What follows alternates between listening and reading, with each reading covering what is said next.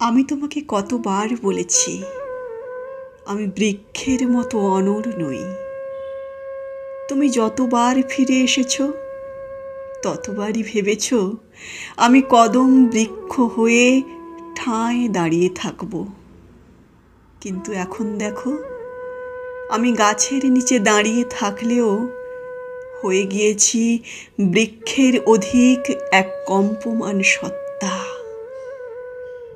বাঁশি বাজিয়ে ফুঁ ধরেছি, আর চতুর্দিক থেকে কেঁদে উঠেছে রাধারা।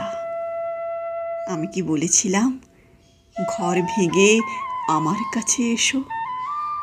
আমি কি বলেছিলাম যমুনায় কলস ভাসিয়ে সিক্ত অঙ্গে কদমতলায় মিলিত হও? আমি তো বলিনি লাজ লজ্জা সংসার সম্পর্ক যমুনার জলে ভাসিয়ে দাও। আমি তো নদীর স্বভাব জানি, স্রোত বুঝি, কুল ভাঙা বুঝি।